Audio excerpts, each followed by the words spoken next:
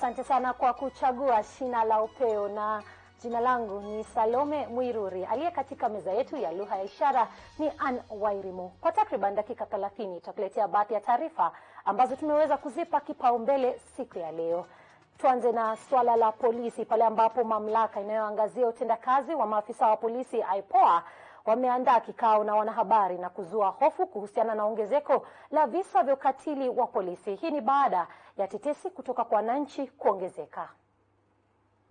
So operationally, as at the last reporting period, the authority received and processed 13,618 complaints and 1,510 consequent investigations were completed. IPOA also conducted 1,754 inspections of police premises and monitored 249 policing operations. One is the death of one Stephen Mashirusi at Santon area in Kasarani. This is a matter that was highlighted by yourselves. Immediately this death occurred on 15th of January. IPOA deployed its rapid response investigation to Kasarani. We have already carried out a preliminary investigation, and as at yesterday, the 21st date of January, we were able to obtain a report from the post-mortem that was carried out at the city. Maradhi ya kiakili yamekuwa donda sugu humu nchini na huonekana kutotiliwa maanani. Muungano wanaoshughulikia watu wanaougua maradhi hayo nchini wamependekeza baadhi ya masuala ambayo yanafaa kubadilishwa na jopo la wanakamati lililoteuliwa na aliyekuwa waziri wa afya Cecily Kariuki mwezi Disemba mwaka jana. Hebu tazama.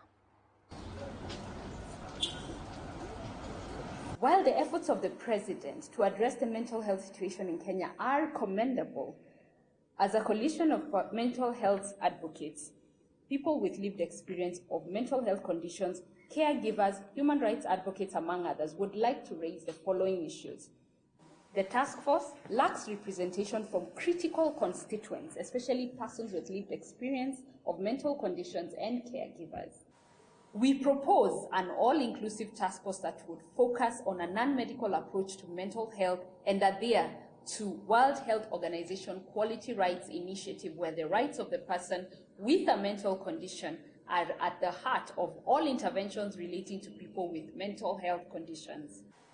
Tulijaribu kushawishi washikadau Senator Kasanga mwenye amehusika sana sana na sheria ya afya ya mtu mawazo. Pia alijaribu kuhusishwa, lakini ni kama ile maono yetu na maono yake haikuchukuliwa kwa hali inayofaa.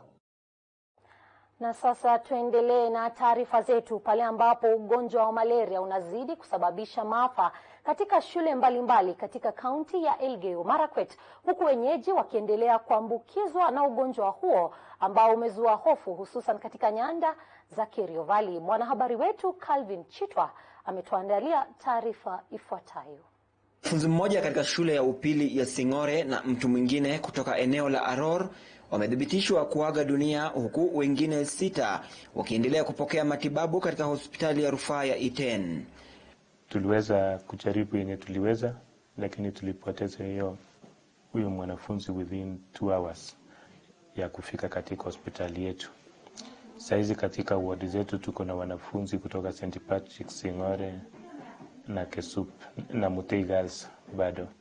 Kulingana na naibu gavana kaunti ya Elgeyo Marakwet Wesley Rotich aliyezuru hospitali ya Iten pamoja na wahudumu wa afya, ugonjwa huo umekuwa kizungumkuti kwa maisha sio tu ya wanafunzi pekee bali pia watu wazima ambao baadhi yao wamelazwa.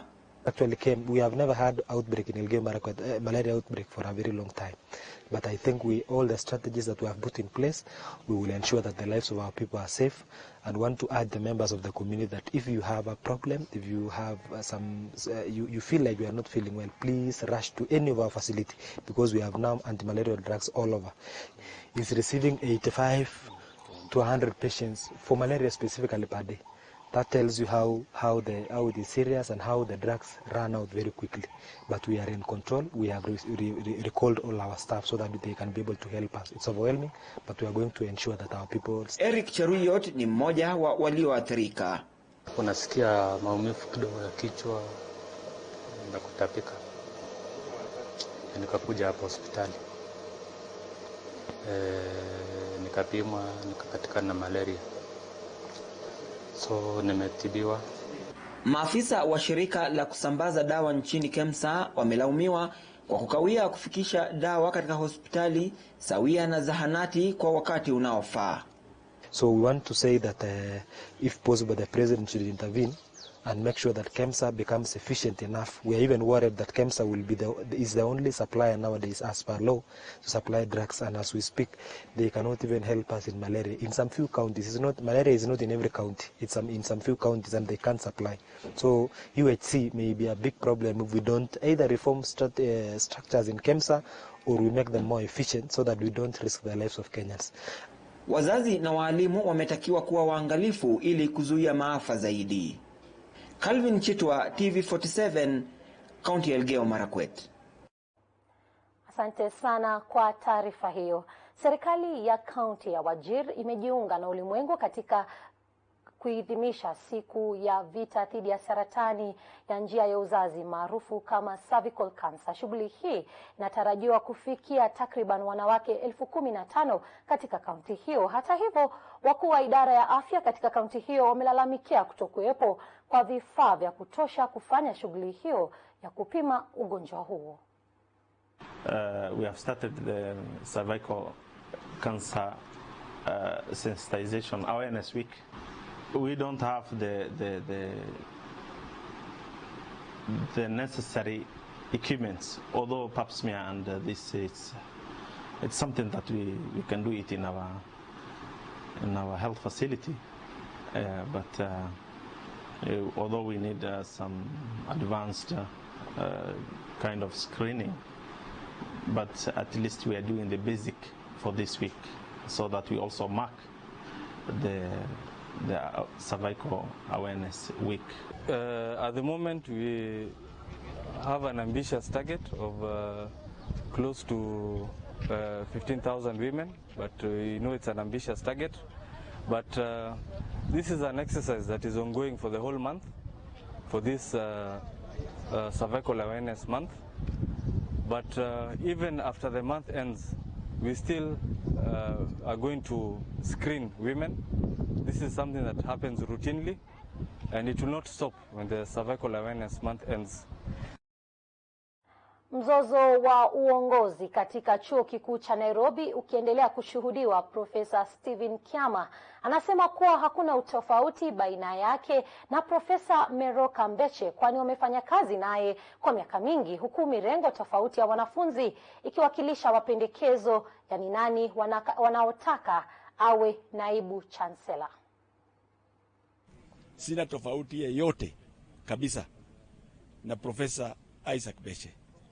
Mimi nimefanya na yeye kazi miaka mingi sana, na hata unakumbuka amekuwa hapa akiact deputy vice chancellor, akiact vice chancellor kutoka mwezi wa Julai mpaka mwanzoni wa Januari, na siku zote tumefanya kazi, hujasikia makelele yote hapa. Sasa mimi mwenyewe sina tabu na yeye. The students are now not calm. The students are not aware of what the next thing is going to happen.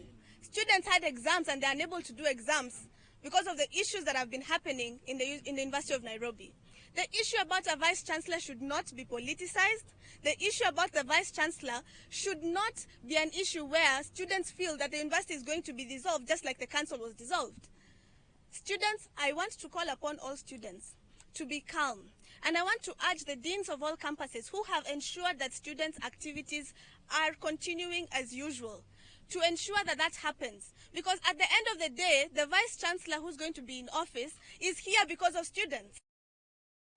Washukiwa watatu wa wizi walipigwa risasi na kuuliwa papo hapo katika eneo la Nyasaba na maafisa wa polisi kutoka Juja usiku wa kuamkia leo. Washukiwa hawa walikuwa wakiendesha gari aina ya pickup lililokuwa limebeba pombe na bidhaa zingine za wizi.